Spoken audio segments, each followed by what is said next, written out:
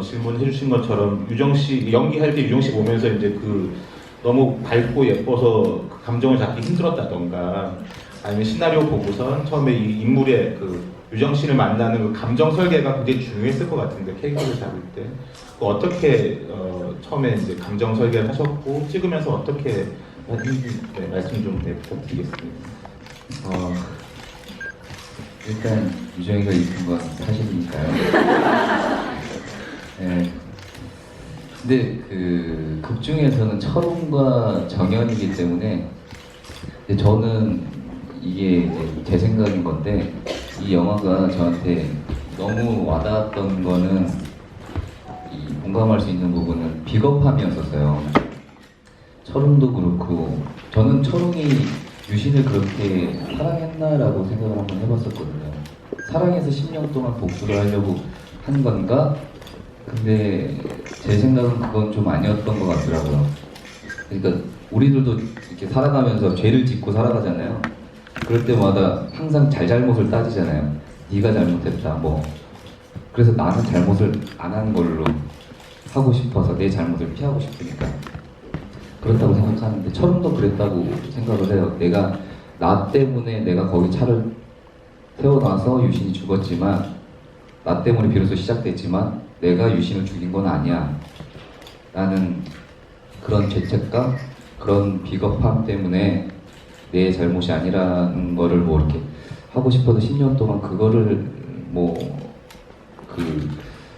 그걸 말하고 싶어서 그걸 인정받고 싶어서 그랬다고 생각을 해요. 근데 유정이도 마찬가지고 정연도 엄마가 상원이 어머니를 죽인 걸 알고 있지만 내가 알고 있다는 거를 말하면 이 사람이 나를 죽일까봐 그걸 숨기고 살아왔잖아요. 그것도 저는 되게 비겁했다고 생각을 하는 거고 상원도 마찬가지로 그 유정이 어머니를 죽였지만 그래서 그 죄책감에 그걸 좀 덜어보기 위해서 그 딸을 내가 키웠다고 생각을 하거든요. 근데 이 시나리오를 읽고 이 작품을 계속 하면서 연기할 때는 전혀 그런 걸 느끼지 못했었어요. 그 철저하게 감독님 분들도 제가 철저하게 철웅이 되기를 바라셨고 유정이도 현장에서 또한 이렇게 정연으로 철저하게 있어줬고 상원도 마찬가지고 선배님도 마찬가지시고 그렇기 때문에 연기할 때는 전혀 그런 부분은 없었던 것 같아요. 이제 연속 선상에서 또 감독님과 배우분께 또 여쭙고 싶은 게 관객분들도 어떻게 생각할지 모르겠는데 저는 이제 그 엔딩이 이게 이제 약간 열린 결말인가라는 이제 의문점이 있는데 이제 호준 씨가 유정 씨에게 이제 죽임을 당하게 되는 건데 이것이 결국은 어쩌면 원했던 복수, 응징의 방법인 것인가, 혹은 용서인 것인가? 예, 거기에 대해서 감독님들은 이제 어떻게 엔딩을 생각하신 건지 현장에서 호준 씨랑 소통하실 때, 감독님과 소통하실 때 어떤 감정을 갖고 연기하셨는지 각각 질문을 좀 드리고 싶네요.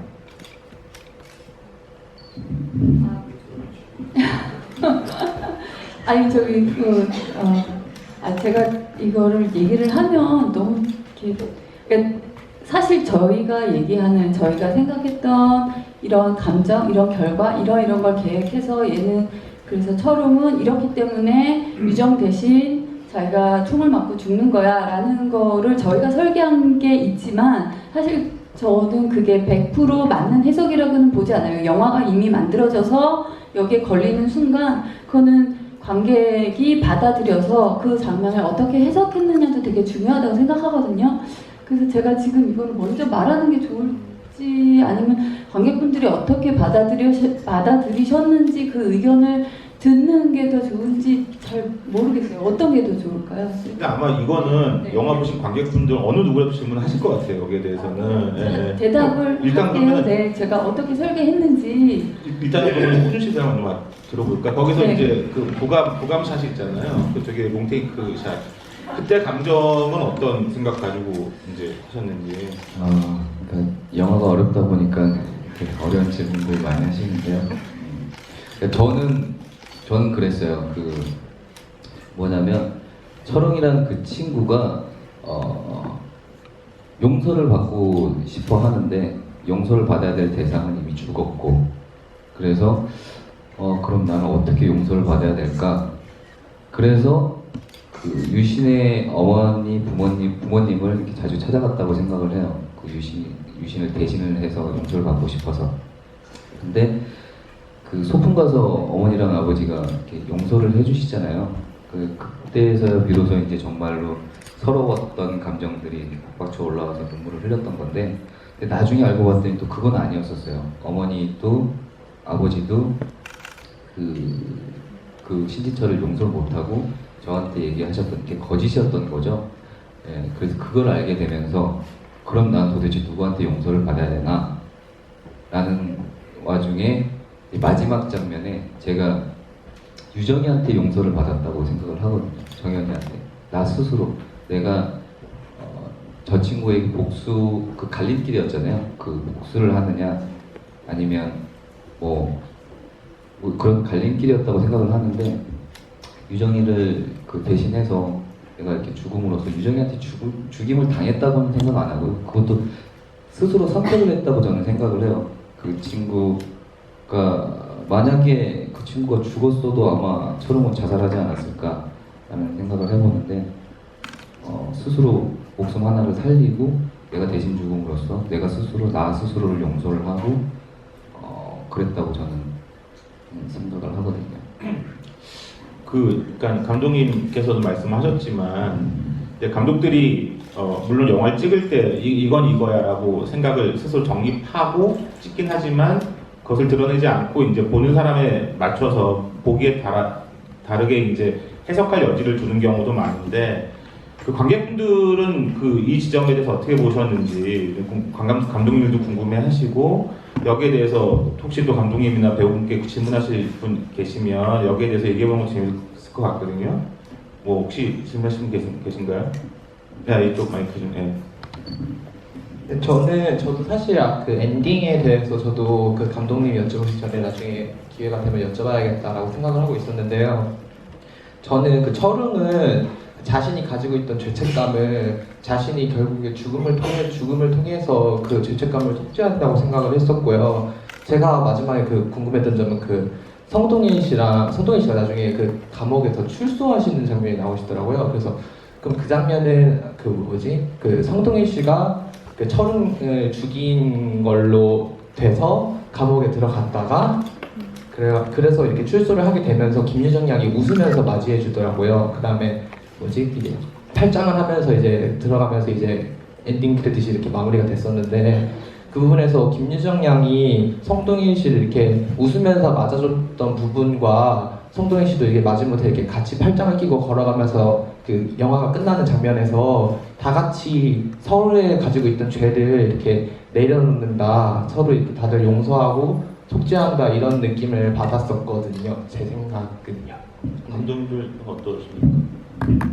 네, 되게 정확한 단어를 써주셔서, 그러니까 사실은 그러니까 저희가 계속 마음을 두고 있었던 단어가 속죄였거든요. 그러니까 이 복수나 용서라기보다는 철웅 같은 경우에는 속죄였는데, 그 속죄라는 단어를 말씀해 주셔서 되게 놀라웠고요. 네, 감사하고요.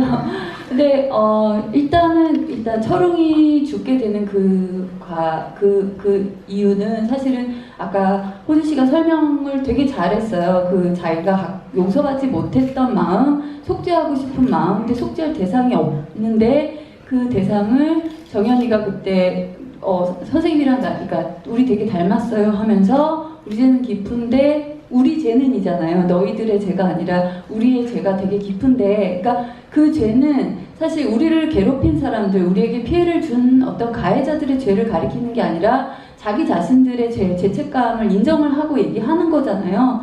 그 얘기를 할 때 그 얘기를 철웅이라는 캐릭터가, 철웅이 정연이가 그 대사를 던질 때 그 말을 받아들였다고 생각을 해요. 그 말에 긍정을 했기 때문에 그래 그 죄가 깊다는 거, 그리고 너도 네 죄 때문에 고생하는 게 아니고 너는 아무런 죄가 없다라는 거를 철웅은 알고 있었고 그래서 나는 너를 구함으로써 드디어 속죄를 받을 수 있겠구나라고 생각했을 것 같아요.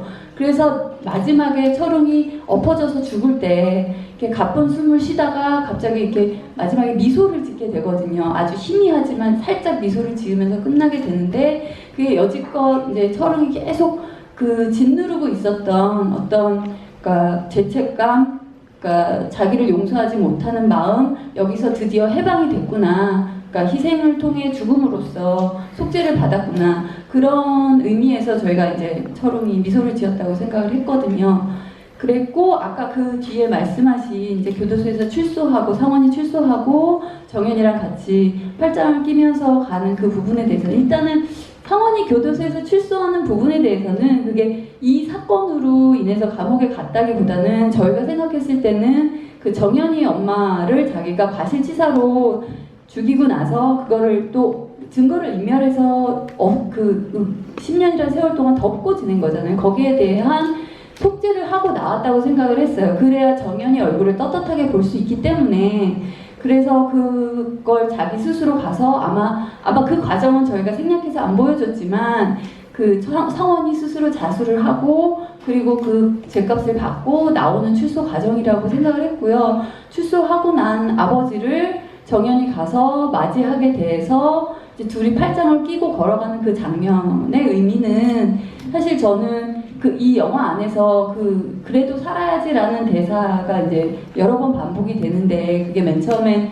이제 상원이 장롱 속에서 어린 정연을 이렇게 끌어안으면서 하기도 하고 또 정연이 선생님이 이제 업고 가서 술 취해가지고 졸면서 선생님 힘내세요. 그래서 살아야죠라고 얘기도 하고 또 철웅이 노부부를 찾아갔을 때 그 수목원에서 소풍을 하면서 노부부가 잘 살아라. 그래서 살아야지라는 말씀을 하시는데 사실은 이 맨 마지막에 말없이 둘이서 걸어가는 이 뒷모습이 그러니까 관객에게 던져주는 의미는 그래도 우리는 잘 살 거예요 라는 의미였으면 좋겠다라고 생각을 했어요. 그래서 사실은 모르는 거죠. 이 정연이가 진짜로 용서를 아버지를 할 수 있을지는 용서는 이제 한 번 하고 끝나는 게 아니잖아요. 정연이가 죽을 때까지 아마 이 아버지에 대한 그 기억이 떠오를 때마다 매 순간 용서해야 되는 일인데 그 일들을 잘 해나갈까 이 아버지랑 같이. 그치만 우리는 잘 해볼게요 라는 의미로 둘이서 손을 잡고 걸어간다